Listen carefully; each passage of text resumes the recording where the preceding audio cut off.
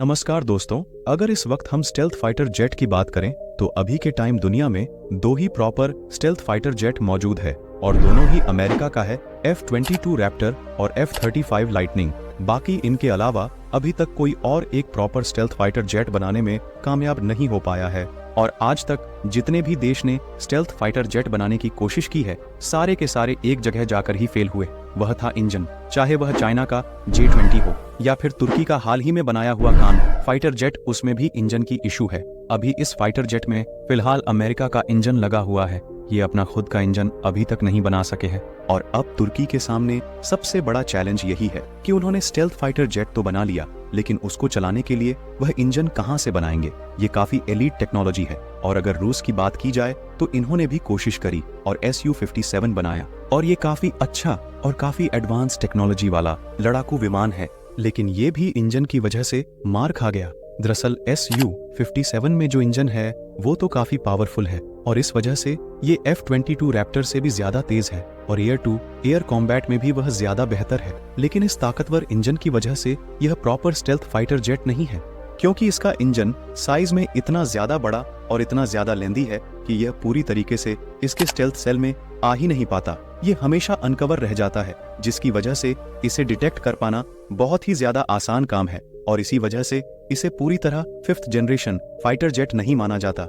और इसी समस्या को दूर करने के लिए रूस पिछले 6 साल से काम कर रहा था और अब जाकर इन्हें इसमें एक सफलता मिलती दिख रही है, क्योंकि हाल ही में रूस ने अपना एक AL-51F1 इंजन का सफल परीक्षण किया है और इस इंजन को स्पेशली बनाया गया है Su-57 लड़ाकू विमान के लिए। और ये इंजन बहुत ही ज्यादा पावरफुल है, क्योंकि इस इंजन की जो पावर है वो अल्टीमेट है। उदाहरण के लिए जो इस इंजन की थ्रस्ट डिलीवरी है, खासकर की ड्राई थ्रस्ट, वह करीबन 11,000 kg है, लेकिन अगर आप इसे आफ्टर बर्नर के साथ यूज करोगे उसके बाद तो यह 11,000 से बढ़कर 18,000 kg तक चली जाती है। और यही वजह है कि इसकी पावर डिलीवरी उससे भी ज्यादा अच्छी है।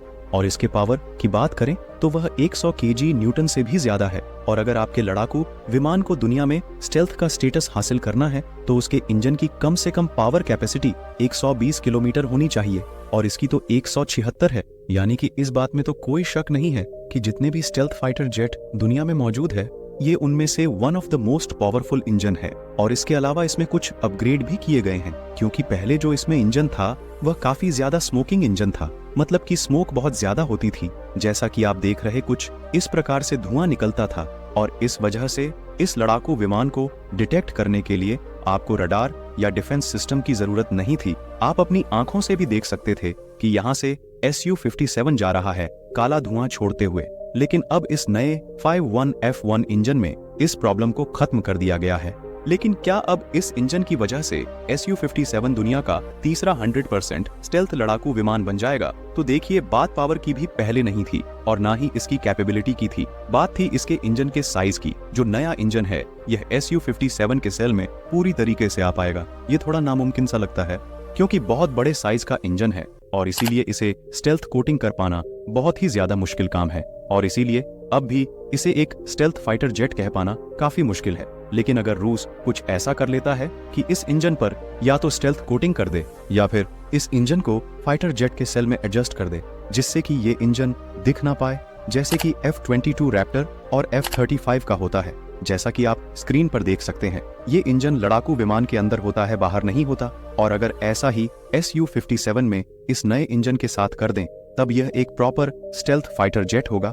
अब आपको क्या लगता है, रूस ये काम कब तक कर पाएगा? अपनी राय हमें कमेंट में जरूर बताएं। वीडियो पसंद आई तो प्लीज एक लाइक जरूर करें और ऐसे ही इंफॉर्मेशनल वीडियो देखते रहने के लिए चैनल को सब्सक्राइब जरूर करें। भारत माता की जय।